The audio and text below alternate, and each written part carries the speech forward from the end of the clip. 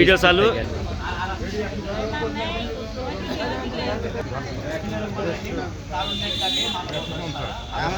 আমার এডি কথা না কি কি দিতে ওটা আমি কথা বলা না আসি অগ্নিকাণ্ড, সিলেটের বন্যা, চট্টগ্রামের বন্যা, সর্বশেষ ঢাকা মাইলস্টোন বিমান দুর্ঘটনা, এই জাতীয় প্রত্যেকটি দুর্যোগে মানবিক সেবা ফাউন্ডেশন জরুরি ত্রাণ সহায়তা, ঔষধ সহায়তা নিয়ে কাজ করেছে।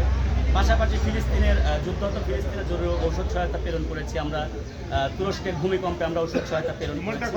একই সাথে উত্তরবঙ্গের এই প্রত্যন্ত অঞ্চলগুলোতে অসহায় হতদরিদ্র এবং নিম্ন আয়ের মানুষদের জন্য সম্পূর্ণ বিনামূল্যে স্বাস্থ্যসেবা, চক্ষু সেবা ও চশমা বিতরণ ক্যাম্পেইন নিয়ে আমরা কাজ করি।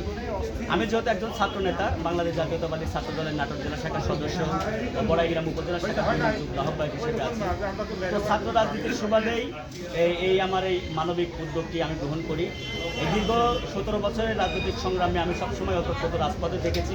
বিগত আন্দোলন সংগ্রামে আমি 8 বার কারাবরণ করেছি, 10টি রাজনৈতিক মামলার আসামি ছিলাম, সর্বশেষ জুলাই গণ অভ্যুত্থানে আমি কারাগারে ছিলাম।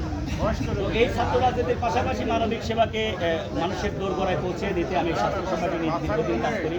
আমাদের বাংলাদেশ জাতীয়তাবাদী দল বিএনপির প্রতিষ্ঠাতা শহীদ রাষ্ট্রপতি জিয়াউর রহমানের যে উদ্যোগটি ছিল গ্রামীণ পর্যায়ে স্বাস্থ্যসেবা পৌঁছিয়ে দেওয়ার জন্য গ্রাম হাসপাতাল, সেই আঙ্গিকে ইনশাল্লাহ আমরা কাজ করে যাচ্ছি।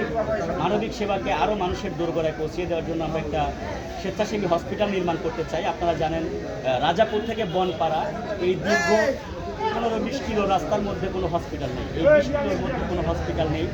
এই অঞ্চলের মানুষগুলো স্বাস্থ্যসেবা থেকে একেবারেই বঞ্চিত। তো আমরা চাই একটি স্বেচ্ছাসেবী আমরা যদি হসপিটাল নির্মাণ করতে পারি, এই অঞ্চলের মানুষগুলোকে আমরা সম্পূর্ণ বিনামূল্যে স্বাস্থ্যসেবার আওতায় নিয়ে আসতে পারবো। এবং বিগত দিনে বাংলাদেশ জাতীয়তাবাদী ছাত্রদল করোনাকালীন সময় থেকে শুরু করে আজকে পর্যন্ত এই দেশের মানুষের জন্য, এই দেশের জন্য অসহায় দরিদ্র মানুষের পাশে ছিল, জনগণের পাশে ছিল। এবং বিএনপি বিগত দিনে যে কার্যক্রমগুলো করেছে সেই কার্যক্রমগুলো আজকে আমরা একটা ব্যানারের মাধ্যমে এখানে তুলে ধরেছি। আপনারা দেখবেন আমাদের একটি ব্যানার রয়েছে। আমাদের এই যাবৎকালীনের সকল প্রজেক্টগুলো আমরা এখানে নিয়ে এসেছি। আমরা এখান থেকে একটি বার্তা দিতে চাই সারা বাংলাদেশের মানুষকে, রাজনৈতিক প্রতিযোগিতা হোক ভালো কর্মের মাধ্যম দিয়ে। আমরা চেষ্টা করি কার চেয়ে কে কত বেশি ভালো কাজ করতে পারি, এই আশাবাদ ব্যক্ত করে। এবং তারেক রহমান বিএনপির ভারপ্রাপ্ত চেয়ারম্যান, বর্তমান প্রধানমন্ত্রী, আমাদের সাবেক ভাইয়া, আরও একটিবার বলছি, আমাদের সাবেক ভাইয়া বর্তমান প্রধানমন্ত্রী দেশনায়ক তারেক রহমানের কাছে আমি শাহাদাতুল্লাহ নূর সুমন উদত্ত আহ্বান জানাই, ভাই আমাদেরকে একটি হসপিটালের ব্যবস্থা করে দিন। আমি দীর্ঘদিন আপনার নির্দেশনা বাস্তবায়ন করে চলেছি মানবিক সেবা ফাউন্ডেশনের মাধ্যম দিয়ে। আপনি যেখানে যে অবস্থায় ডাক দিয়েছেন আমি সেখানে সেই অবস্থায় ছুটে গিয়েছি আপনার ব্যানার নিয়ে, মানবিক সেবা ফাউন্ডেশনের ঝান্ডা।